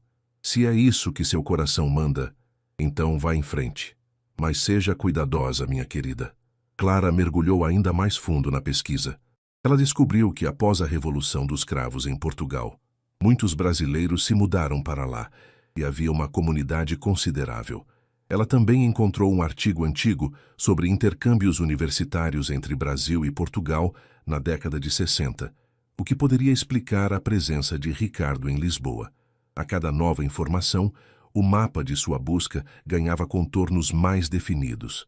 Um dia, enquanto lia um fórum online sobre genealogia e imigração, Clara se deparou com uma discussão sobre sobrenomes comuns em Portugal. Ela digitou Gabriel e Isabel em várias combinações, mas sem sucesso. Então, por um impulso, digitou Lúcia e Albuquerque, e encontrou uma menção a uma Lúcia Albuquerque que havia sido uma estudante de artes em Lisboa na década de 60 e que depois se tornara uma respeitada restauradora de arte. O nome era comum, mas a profissão e o período batiam com a história de Ricardo. Clara sentiu o coração acelerar. Seria a mesma Lúcia? Se fosse, talvez ela ainda estivesse viva e pudesse ter alguma informação, por mais remota que fosse, sobre a vida de Ricardo em Lisboa, ou até mesmo sobre a comunidade brasileira da época. Era um tiro no escuro, mas era o fio mais promissor que ela havia encontrado desde a morte de Ricardo. A ideia de viajar para Portugal começou a se formar em sua mente. Era uma decisão monumental, um passo para fora da segurança da mansão e para dentro de um mundo desconhecido. Mas a imagem de Ricardo em seus últimos dias e a promessa em sua carta a impulsionavam. Ela precisava ir. Precisava ver com os próprios olhos, sentir o ar de Lisboa e talvez, apenas talvez, encontrar o último elo da história de Ricardo. A mansão, com suas memórias, parecia agora um ponto de partida, não um destino final. A decisão de viajar para Portugal não foi tomada de ânimo leve. Clara passou noites em claro, ponderando os prós e os contras. A mansão Albuquerque, com sua rotina estabelecida e a companhia gentil de Dona Sofia, oferecia uma segurança e um conforto que ela nunca havia conhecido. Deixar tudo para trás, embarcar em uma jornada incerta em busca de uma pista tão tênue, era um salto no escuro. Mas a imagem do rosto de Ricardo, a gratidão em seus olhos nos últimos momentos e a promessa silenciosa que ela havia feito a si mesma eram mais fortes do que qualquer receio. Uma manhã, durante o café da manhã, Clara reuniu coragem para falar com Dona Sofia. Senhora Sofia, ela começou, a voz um pouco hesitante. Eu decidi ir a Portugal. Dona Sofia parou de mexer seu chá e seus olhos, que sempre pareciam ver além das palavras, fixaram-se em Clara. Não havia surpresa em seu olhar, apenas uma compreensão profunda. Eu imaginei que sim, minha querida, ela disse suavemente. Seu coração a está chamando. Eu preciso tentar. Clara continuou sentindo um peso sair de seus ombros. A pista da Lúcia e o fato de Ricardo ter passado um tempo lá e Gabriel ter ido para lá. Sinto que há algo lá que eu preciso descobrir. A matriarca estendeu a mão e apertou a de Clara sobre a mesa. Eu entendo. E eu a apoio. Ricardo ficaria orgulhoso de sua determinação. Ela fez uma pausa, um sorriso terno surgindo. Você não estará sozinha. A mansão estará aqui, esperando por você. E eu também. Nos dias que se seguiram, Clara mergulhou nos preparativos. Ela organizou seus documentos, pesquisou voos e acomodações modestas em Lisboa. Dona Sofia, com sua experiência em viagens e sua rede de contatos, ofereceu ajuda prática e conselhos, garantindo que Clara tivesse tudo o que precisava para a jornada. Ela insistiu que Clara levasse uma quantia considerável de dinheiro, além do que Ricardo havia deixado para ela, para qualquer eventualidade. Não se preocupe com a casa, Clara. Dona Sofia assegurou. Eu cuidarei de tudo. Sua missão agora é outra. Com o diário de Isabel e as fotos de Ricardo e Gabriel cuidadosamente guardados em sua bagagem de mão, Clara embarcou no voo para Lisboa. A sensação de deixar o Brasil para trás, de cruzar o oceano em busca de uma verdade que talvez nunca fosse encontrada era avassaladora. Mas em vez de medo, ela sentia uma quietude resoluta. A chegada a Lisboa foi um choque para os sentidos. O ar fresco e salgado do Atlântico, a luz dourada que banhava as colinas e os telhados de terracota, o som dos elétricos subindo e descendo as ruas estreitas. Era uma cidade vibrante e antiga, cheia de história e vida. Clara se sentiu imediatamente cativada pela atmosfera. Ela se instalou em um pequeno hotel no bairro da Baixa, um lugar charmoso e simples, e passou os primeiros dias se aclimatando, explorando as ruas de paralelepípedos, os cafés e as livrarias. Era importante para ela sentir a cidade, tentar entender o que a havia atraído Ricardo e talvez Gabriel. Sua primeira prioridade era encontrar Lúcia. Com base em sua pesquisa online, ela havia descoberto que uma restauradora de arte chamada Lúcia Albuquerque tinha um ateliê bem estabelecido em um bairro histórico de Lisboa. Era uma pista forte, mas Clara sabia que Albuquerque era um sobrenome comum. No terceiro dia, com o mapa da cidade em mãos e o coração batendo mais forte, Clara pegou um elétrico em direção ao endereço do ateliê. As ruas eram íngremes e sinuosas, cheias de prédios antigos e coloridos. Finalmente, ela desceu em uma praça tranquila e encontrou o número. Era um prédio charmoso, com uma porta de madeira antiga e uma placa discreta. Lúcia Albuquerque, restauro de arte. Clara respirou fundo, sentindo uma mistura de nervosismo e expectativa.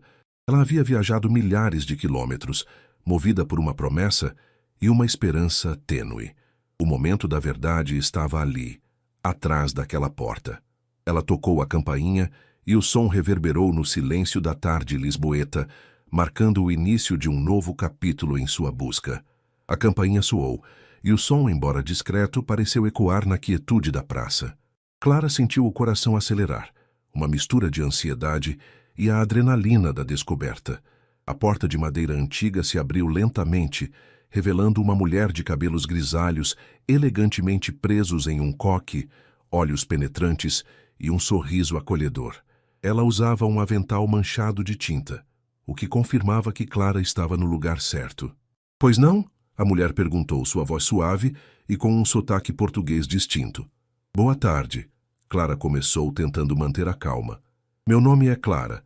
Eu estou procurando por Lúcia Albuquerque. É a senhora?" A mulher sorriu. "Sim, sou eu. Em que posso ajudá-la?" Eu vim do Brasil", Clara explicou, sentindo as palavras saírem um pouco atropeladas. "Estou procurando por informações sobre um homem chamado Ricardo Albuquerque. Ele esteve em Lisboa na década de 60 e Dona Sofia, a mãe dele, mencionou que ele conheceu uma Lúcia aqui." Os olhos de Lúcia se arregalaram ligeiramente e o sorriso em seus lábios vacilou por um instante, substituído por uma expressão de surpresa e uma ponta de melancolia. "Ricardo? Ricardo Albuquerque? Faz muito tempo que não ouço esse nome." Ela olhou para Clara com uma curiosidade renovada. "Entre, por favor. Não vamos conversar na porta." Clara entrou no ateliê. O espaço era luminoso, preenchido com o cheiro de madeira, verniz e tinta. Obras de arte em diferentes estágios de restauração adornavam as paredes e mesas. Era um lugar que transpirava história e cuidado. Lúcia a guiou até uma pequena área de estar com 2 poltronas confortáveis e uma mesa de centro.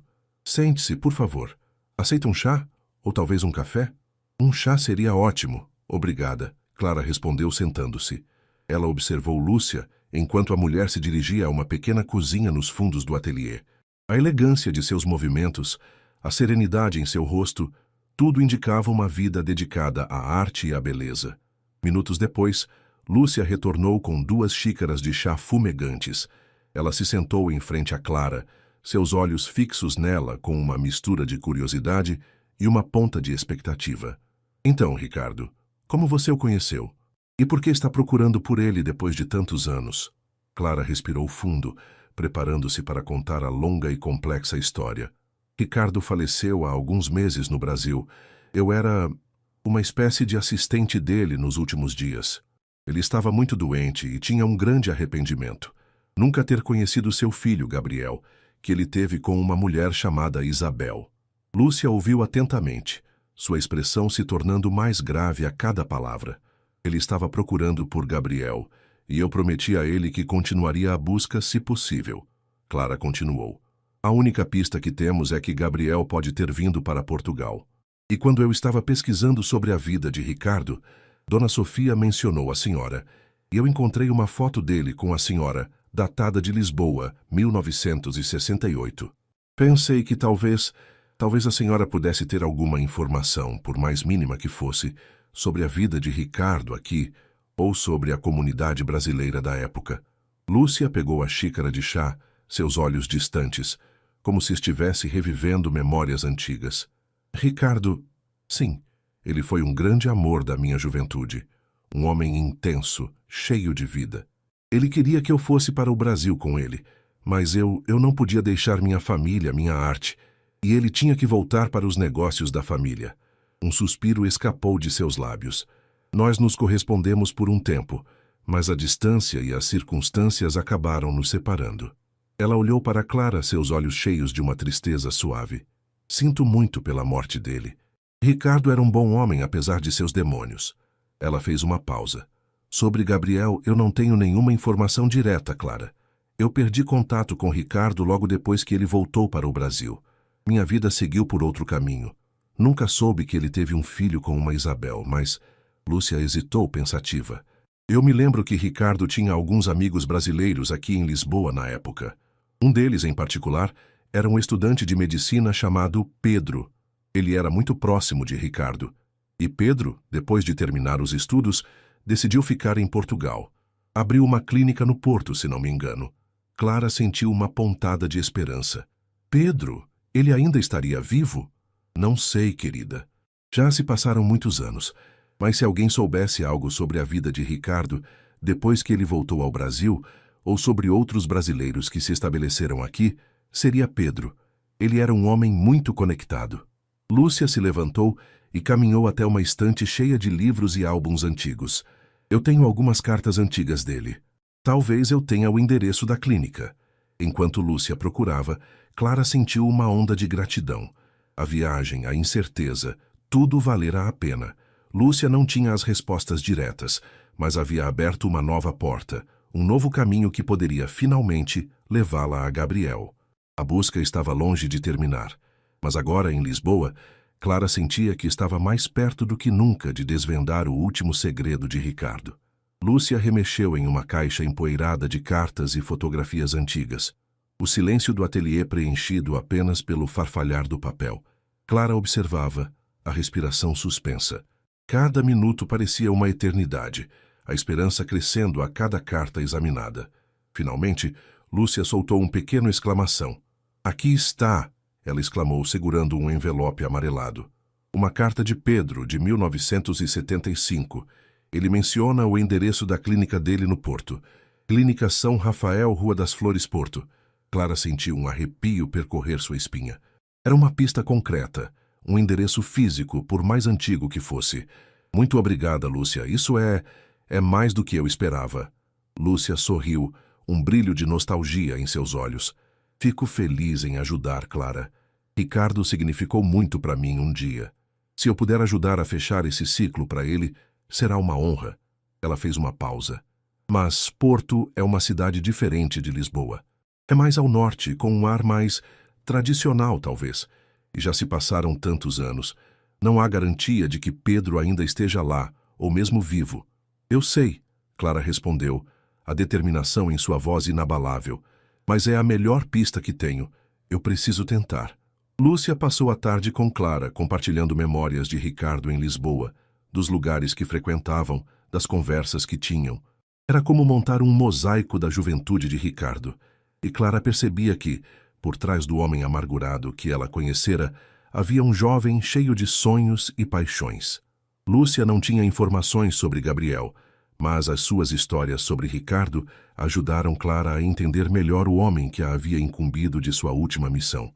No dia seguinte, Clara pegou um comboio para o Porto. A viagem de trem foi tranquila. a paisagem portuguesa passando rapidamente pela janela. Campos verdes, aldeias pitorescas e, eventualmente, a aproximação da cidade com suas casas coloridas empilhadas nas encostas do Rio Douro. Ao chegar ao porto, Clara sentiu uma energia diferente da de Lisboa. A cidade era mais robusta, com uma arquitetura imponente e um ar de trabalho e tradição. O Rio Douro serpenteava majestosamente, ladeado por caves de vinho do porto e barcos rabelos. Ela se hospedou em um pequeno alojamento perto da Ribeira, o bairro histórico à beira-rio, e imediatamente começou sua busca. A Rua das Flores era uma rua charmosa e movimentada, cheia de lojas tradicionais e edifícios antigos. Clara caminhou por ela, o endereço de Pedro em mente. A Clínica São Rafael. Ela procurou pelo número, mas não encontrou nenhuma clínica com esse nome. O prédio que correspondia ao número era agora uma loja de artesanato. Um desapontamento amargo a atingiu, mas Clara não se deixou abater. Pedro poderia ter se mudado. A clínica poderia ter mudado de nome, ou ele poderia ter falecido. Ela decidiu perguntar aos comerciantes locais, que geralmente eram as melhores fontes de informação em bairros antigos. Ela entrou em uma pequena padaria, o aroma de pão fresco e café invadindo seus sentidos. "Bom dia", ela disse à senhora atrás do balcão.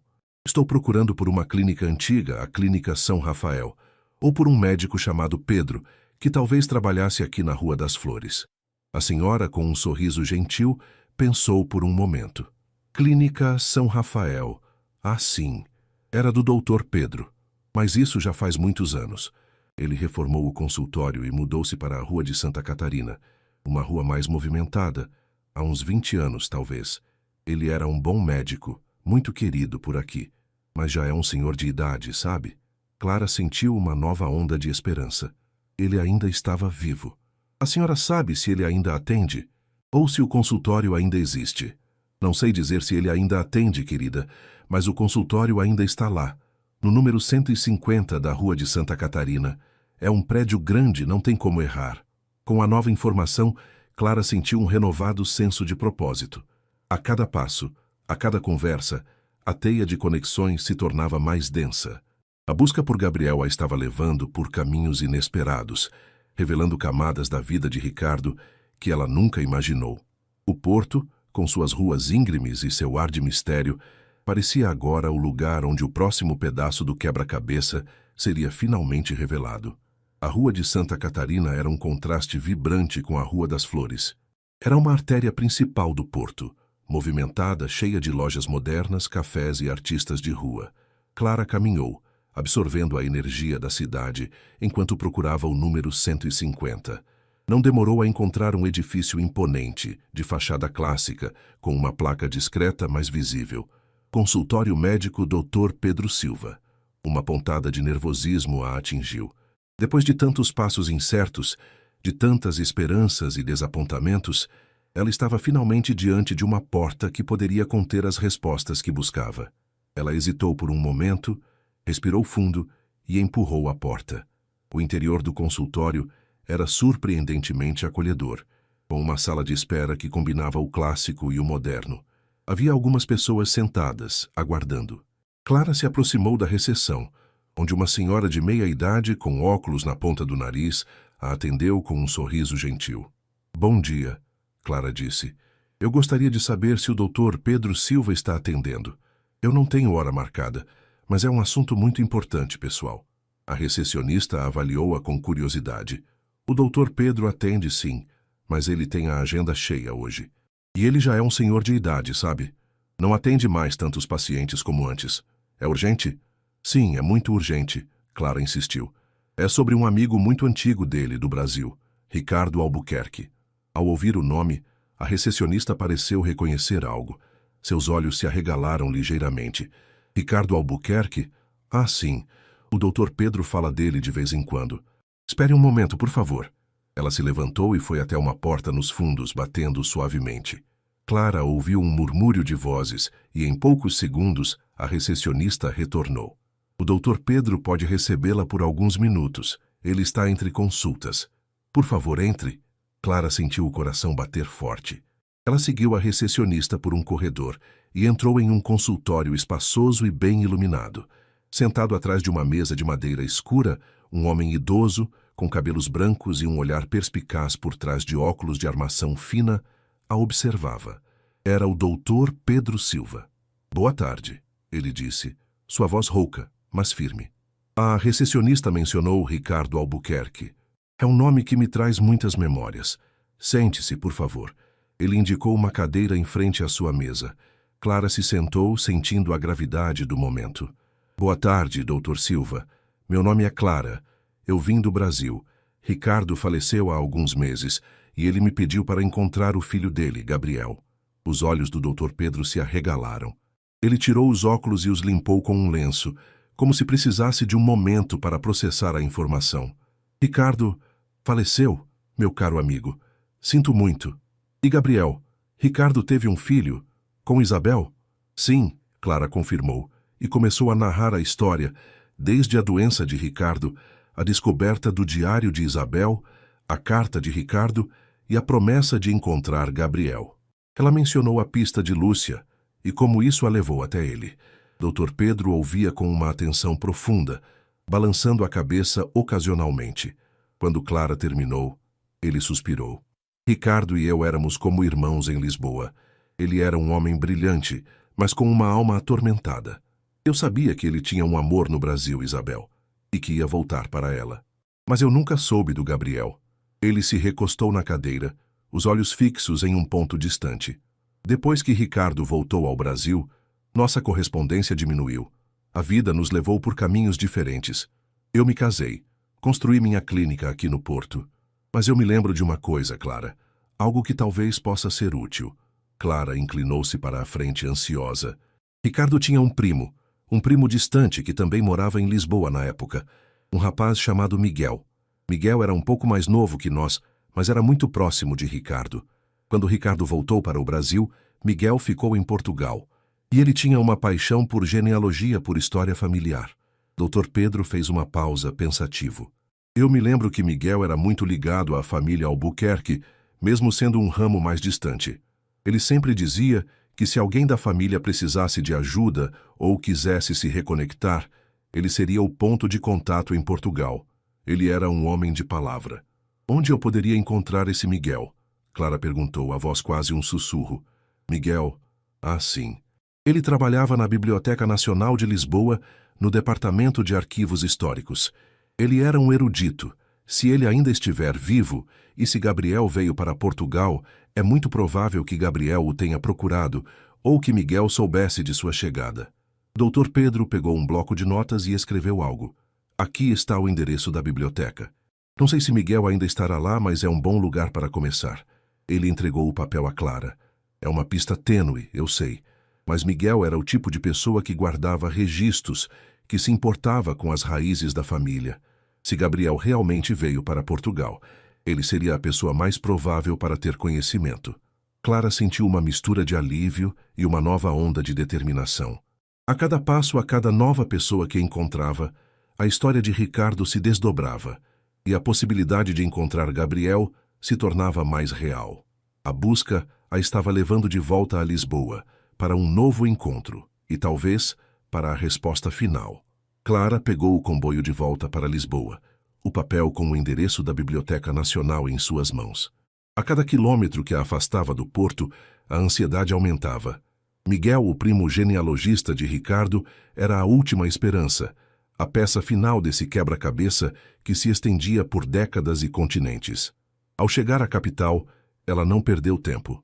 Dirigiu-se diretamente à imponente Biblioteca Nacional, um edifício que exalava história e conhecimento. O ambiente era de um silêncio reverente, interrompido apenas pelo farfalhar de páginas e o sussurro ocasional. Clara se aproximou do balcão de informações, onde uma bibliotecária a atendeu. Bom dia, Clara disse, sua voz um pouco rouca de nervosismo. Eu procuro por um senhor chamado Miguel Albuquerque. Ele trabalhava aqui no Departamento de Arquivos Históricos. A bibliotecária, uma mulher de óculos e um sorriso acolhedor, pensou por um momento. Miguel Albuquerque? Ah, sim, o Dr. Miguel. Ele se aposentou há uns 5 anos, mas ainda vem aqui com frequência. É um dos nossos pesquisadores mais dedicados. Ele tem um pequeno escritório no andar de cima, onde continua seus estudos. Vou verificar se ele está. Clara sentiu um alívio imenso. Ele ainda estava vivo e, melhor ainda frequentava o lugar. A bibliotecária fez uma ligação interna e, em poucos minutos, uma voz familiar, ligeiramente rouca, respondeu. A bibliotecária desligou e sorriu para Clara. Ele está aqui, pode subir. É a sala 302, no terceiro andar. Clara subiu as escadas, o coração batendo forte no peito. A cada degrau, a jornada parecia se condensar, desde o leito de morte de Ricardo no Brasil até este momento em Lisboa. Ela encontrou a sala 302 e bateu suavemente na porta. Entre, uma voz convidou. Clara abriu a porta e viu um homem idoso com cabelos brancos penteados para trás e olhos azuis penetrantes, sentado em meio a pilhas de livros e documentos. Ele parecia uma versão mais velha e mais gentil de Ricardo, com a mesma estrutura óssea e o mesmo olhar intenso. Bom dia, Clara disse entrando. Clara. O senhor é Miguel Albuquerque? O homem levantou os olhos dos papéis e a observou com curiosidade. Sou eu, sim. Em que posso ajudá-la? Meu nome é Clara. Eu vim do Brasil. Eu soube que o senhor é primo de Ricardo Albuquerque. Ao ouvir o nome de Ricardo, o rosto de Miguel se iluminou, mas logo uma sombra de tristeza o cobriu. Ricardo? Meu querido primo. Faz tanto tempo que não tenho notícias dele. Como ele está? Clara sentiu um nó na garganta. Doutor Miguel, sinto muito em dizer, mas Ricardo faleceu há alguns meses no Brasil. Os ombros de Miguel caíram. Ele fechou os olhos por um instante, um suspiro pesado escapando de seus lábios. Ah, Ricardo, que pena. Ele era um homem tão vibrante, sempre tão cheio de vida, mesmo com suas dores. Por favor, sente-se. Clara sentou-se na cadeira que ele indicou e começou a contar a história, desde a promessa a Ricardo, a descoberta do diário de Isabel, a busca por Lúcia e Pedro, e como todos a levaram até ele. Ela falou sobre Gabriel, o filho que Ricardo nunca conheceu, e a última vontade do pai de encontrá-lo. Miguel ouviu com atenção, os olhos marejados. Quando Clara terminou, ele balançou a cabeça lentamente. Eu sabia de Isabel. Ricardo me escreveu sobre ela, sobre o grande amor que sentia. Mas ele nunca mencionou um filho. Nunca. Ele se levantou e caminhou até uma estante cheia de pastas e arquivos meticulosamente organizados. Eu dediquei minha vida à genealogia da família Albuquerque. Conheço cada ramo, cada conexão. E sim, eu sempre fui o ponto de contato para qualquer um que quisesse se reconectar. Miguel pegou uma pasta antiga, amarelada pelo tempo. Depois que Ricardo voltou ao Brasil, eu continuei a monitorar as notícias da família, mesmo à distância. E então, em 1988, recebi uma carta. Ele abriu a pasta e tirou uma folha de papel. De Isabel. Ela me escreveu desesperada. Ricardo havia desaparecido e ela estava doente. Ela me pediu para cuidar de Gabriel caso algo acontecesse a ela. Ela sabia que eu era o primo de Ricardo e que me importava com a família. Clara sentiu o ar sumir de seus pulmões. E o que aconteceu? Isabel faleceu poucos meses depois. Miguel continuou, a voz embargada. Eu tentei encontrar Ricardo, mas não consegui. Ele havia sumido do mapa. Então eu fiz o que Isabel pediu. Eu fui ao Brasil, encontrei Gabriel. Ele era um menino de 6 anos, sozinho, desorientado. Eu o trouxe para Portugal. Os olhos de Clara se encheram de lágrimas. Era real. Gabriel existia. Eu o criei como meu filho, Miguel disse, um sorriso suave surgindo em seu rosto.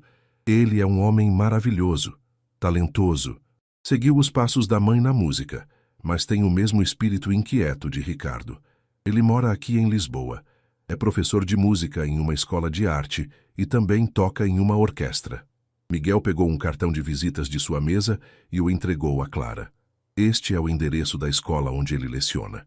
E este é o número do telefone dele. Gabriel nunca soube a verdade completa sobre o pai. Eu disse a ele que Ricardo era um artista que viajava muito e que, por conta de circunstâncias trágicas, não pôde estar presente. Eu não quis sobrecarregá-lo com a história complexa de Ricardo, com seus demônios, mas talvez agora, com a sua chegada, seja o momento de ele saber a verdade. Clara segurou o cartão, as mãos tremendo. A jornada havia chegado ao fim. O último desejo de Ricardo seria cumprido. Ela olhou para Miguel, os olhos cheios de gratidão. Muito obrigada, Dr. Miguel. O senhor não tem ideia do que isso significa. Eu tenho sim, Clara. Ele respondeu com um olhar compreensivo. É o fechar de um ciclo, para Ricardo, para Isabel e para Gabriel e para mim também. No dia seguinte, Clara foi à escola de arte. Ela esperou até o final das aulas e viu um homem alto com cabelos escuros e olhos expressivos saindo da sala de música.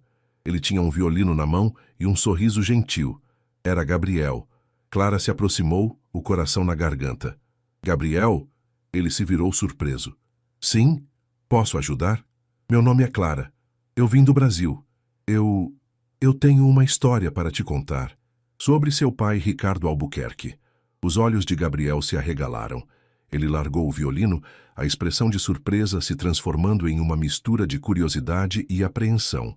Clara respirou fundo, pronta para desvendar o último segredo, para unir um filho a um pai que, mesmo ausente, o amou à sua maneira. A promessa estava cumprida. Fim da história. Que jornada incrível, não é mesmo? Desde a promessa feita a Ricardo em seu leito de morte, passando pelos diários de Isabel, a busca por Lúcia em Lisboa, a pista de Pedro no Porto e, finalmente, o encontro com o Dr. Miguel, que revelou a verdade sobre Gabriel. Cada passo de Clara foi movido pela determinação e pelo desejo de honrar uma última vontade, desvendando segredos de família que atravessaram décadas e continentes. Se você se emocionou com essa história de amor, perda e reencontro, não se esqueça de se inscrever no canal para não perder as próximas narrativas. Deixe seu like para nos mostrar que você gostou, comente o que achou da jornada de Clara e compartilhe com seus amigos que amam uma boa história. E para continuar sua aventura por mundos de emoção e mistério, à esquerda, você encontra uma playlist completa com outras histórias incríveis esperando por você.